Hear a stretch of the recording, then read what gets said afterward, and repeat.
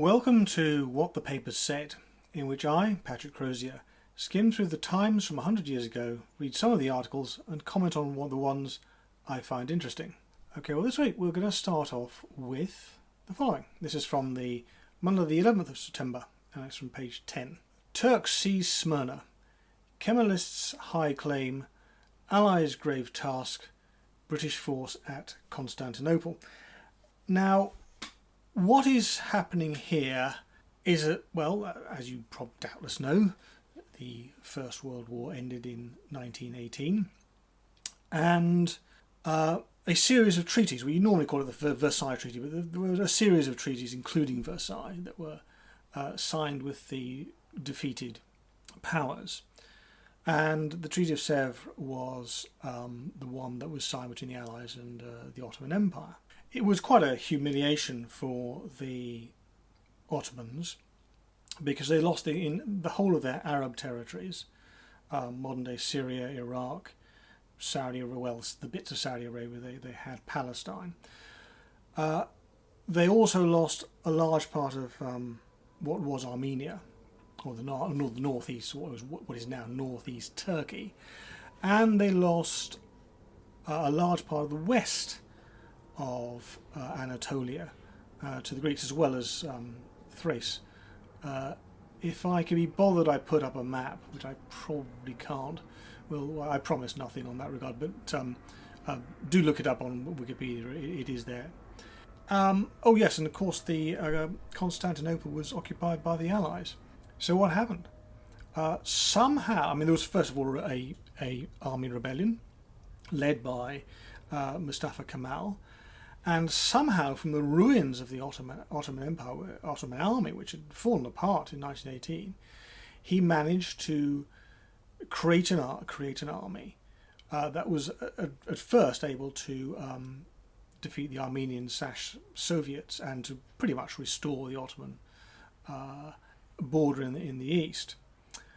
At some point, and I'm not quite sure of the sequence of events, the Greeks decided to attack eastwards from Smyrna, and the Turks beat them.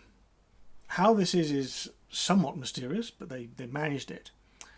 And this is the point where defeat is being turned into victory, and not a particularly nice victory either. Smyrna, as was, Izmir as is, was predominantly Greek, and the Turks are not in a particularly magnanimous mood.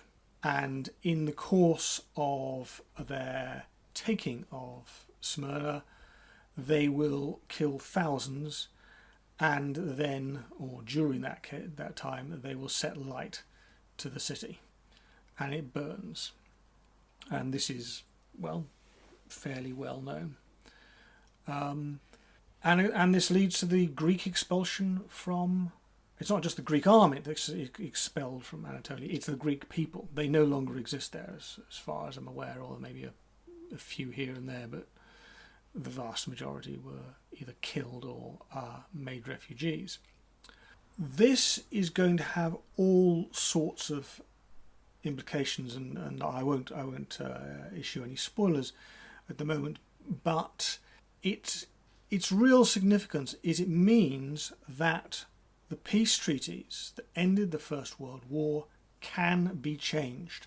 The Allies demonstrate here that they do not have the power, or they can't project their power into Turkey.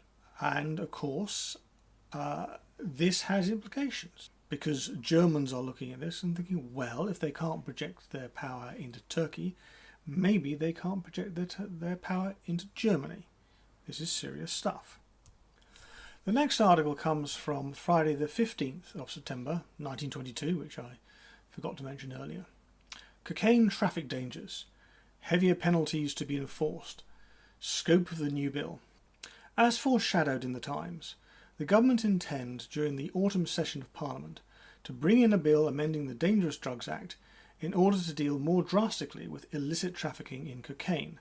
The new measure will, it is believed, increase the maximum punishment for a first offence from 6 months to 12 months imprisonment.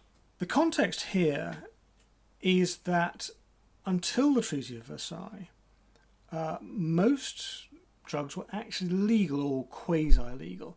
I never quite understood I think it's the Pharmacies Act 1868 and how that operated. I think, or it seems to me, that if you wanted some opium or some cocaine or whatever, you could go to your chemist, ask him nicely, and he would issue it to you so long as you signed the poisons book. That's my understanding, but I may stand corrected. But now it's been changed. Now things have changed, that they have decided that all these drugs, whether it be opium, cocaine, I think cannabis is about to be, has been banned. I'm not quite sure about that. Or maybe it's in another couple of years' time, but it will be banned at some point. So we have here the beginning of the drugs war, and as you can see, it doesn't seem to be going very well, or at least not so far. Anyway, the article continues. Official experience shows that the chief difficulty in coping with the evil lies in the international trafficking in cocaine, and that little blame attaches to the chemists and medical practitioners in this country. There may be a few chemists who, when they have a customer addicted to taking the drug, yield to his entreaties and serve him with a fresh quantity. But such court cases are thought to be rare. I must say, I find this part difficult to understand. On a recent trigonometry, there was a guy talking about drugs. I'm sorry, I can't remember his name. But he was saying that up until about 1970, there was something called the British system.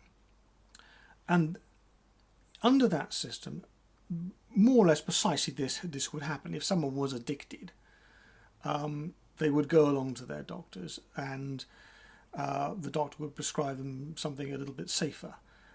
In those days, I think it was, if you're a heroin addict, they give you some methadone. Now that's, it doesn't help much, but it may be a slightly, it may mean that they're less likely to kill themselves. That was ended. I'm not sure the results are particularly positive. Anyway, they go on. The trouble lies with the international traffickers on the continent, where there is no difficulty at all in obtaining the drug, large supplies of which come from Germany. Oh yes, have a dig at the Germans. It may be true for all I know, but it's yes, certainly the Times has no time for Germany at the moment. So if they get the chance to blame the Germans, they will. And it goes on. A certain amount of cocaine is undoubtedly smuggled into this country by foreign seamen. Blame the foreigners, eh? A British seaman, of course, would never think of such a thing. It is hoped in time to eliminate the use of cocaine altogether. Dentists now in most cases do not use it as a local anaesthetic, but prefer a less harmful substitute.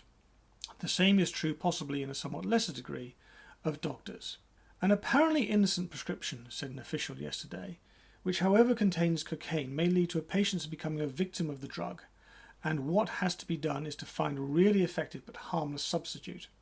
Some cocaine is undoubtedly taken by doctors themselves, who have the drug ready to hand, if they are badly overworked and are run down.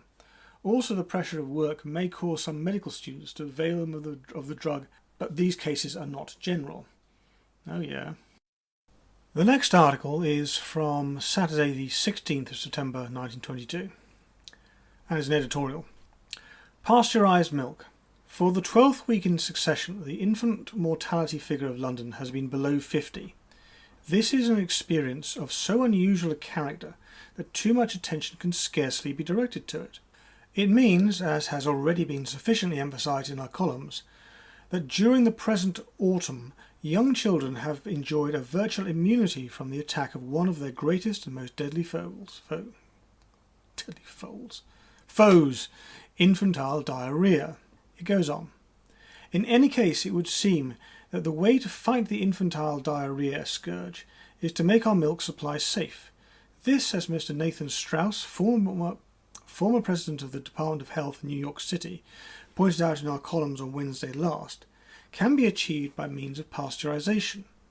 Wherever, he declared, pasteurisation has been introduced, the mortality among infants has fallen off as if by magic. And it goes on, it says, pasteurisation is a comparatively simple process which any mother can learn. This is really quite extraordinary. I mean, I thought to myself, well, Louis Pasteur was, doing his stuff in the 19th century and inventing pasteurisation as a consequence. So I looked it up, and, well, he was. Louis Pasteur died in 1865. So we have a period of at least 50 and probably 70 years before people are taking his dictums on pasteurisation seriously. What an extraordinary thing. What an extraordinary situation. But of course it's not extraordinary. Medical progress, or there can be a big gap, a big time lag between a medical discovery and the implementation of that discovery. A similar example, I believe, happened with Semmelweis. He was the man who discovered that if you wanted to keep people alive when you were operating on them, well, you better wash your hands. My understanding is that at the time, Semmelweis was regarded as a nutcase, and he was drummed out of the profession and died without anyone really recognising what he'd achieved.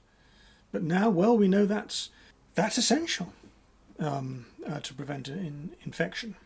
So, but even this, I'm very surprised to read. It's also interesting to note that, of course, I'm not quite sure if this is true yet, but it probably is, that raw milk in this country is illegal. You can't sell it. For a long time it was legal, but that was largely because the Queen Mother liked a pint. But not anymore, I think. I'm sure they banned it. That sort of thing New Labour would have banned. Our next article comes from Friday the 15th of September and goes as follows. Soviet Army scandal. Officers selling stores. The Soviet government recently appointed a commission under the leadership of the former head of the Cheka, Dzerzhinsky, to make an inventory of all state property. The commission was also instructed to examine the possibility of exporting a portion of this. The activities of the commission are now causing great anxiety to the higher officials. Well, yeah, I'm sure they are. I think anything which has Dzerzhinsky behind it would cause you high anxiety. But anyway, it goes on. The higher officials of the commissariats and other Soviet institutions. The Commission has discovered large supplies of military stores which had not been registered, and Dzerzhinsky insists that the military authorities should give up the surplus. Skransky, the vice president of the military council, has, however, appealed to Rykov for his support. No, I don't know who these people are. Dzerzhinsky maintains that the supplies are being secretly disposed of by the higher military officials. He also asserts that besides the unregistered materials, there is a surplus of registered supplies which should be sold immediately. My, corruption in the Russian army. Who could have guessed? Anyway, that's it for this week. I hope you enjoyed that, and hopefully, I promise nothing, we'll be back next week.